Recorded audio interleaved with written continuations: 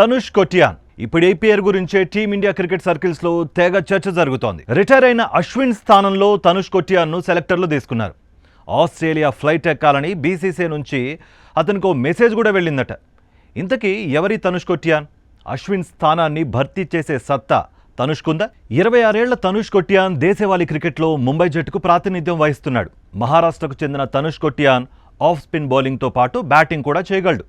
ఇప్పటి వరకు 33 first class మ్యాచ్లు ఆడిన తనుష్ కొట్యాన్ 25.70 సగటుతో 101 వికెట్లు పడగొట్టాడు. ఇందులో 3 సార్లు 5 వికెట్ల ఘనతను అందుకున్నాడు. అశ్విన్ లాగే బ్యాటింగ్ కూడా చేయగల తనుష్ కొట్యాన్ 2 శతకాలతో పాటు 13 హాఫ్ సెంచరీలతో 1525 పరుగులు చేశాడు. అతని బ్యాటింగ్ యావరేజ్ 41గా ఉంది. గతేడాది ముంబై రంజీ ట్రోఫీ గెలవడంలో తనుష్ కొట్యాన్దే కీలక పాత్ర.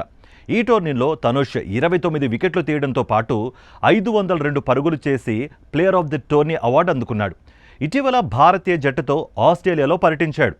ఈ ప్రదర్శనతోనే తనుష్ కొట్యాన్ను జట్టులోకి తీసుకోమని రోహిత్ శర్మ సూచించినట్టుగా సమాచారం.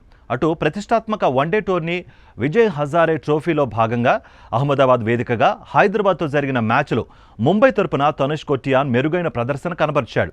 10 ఓవర్లలో బౌలింగ్ చేసి 38 పరుగులు మాత్రమే ఇచ్చి 2 వికెట్లు పడగొట్టాడు. మరోవైపు అశ్విన్ తరహాలోనే తనుష్ కొట్యాన్ వైవిధ్యమైన బంతులు వేయగలడు. ముఖ్యంగా ఊరించే బంతులతో బ్యాటర్లను బోల్తా కొట్టించడం తనుష్ స్పెషాలిటీ. అతని బౌలింగ్ ఆడే ప్రయత్నంలో బ్యాటర్లు స్లిప్ క్యాచ్గా వెనుదిరుగుతున్నారు.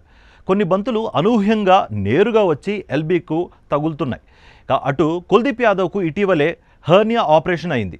మరో స్పిన్ ఆప్షన్ అయిన అక్షర్ పటేల్ ఇటీవలే తండ్రయ్యాడు. దీంతో సెలెక్టర్లు తనుష్ వైపే మొగ్గు చూపారు. మరి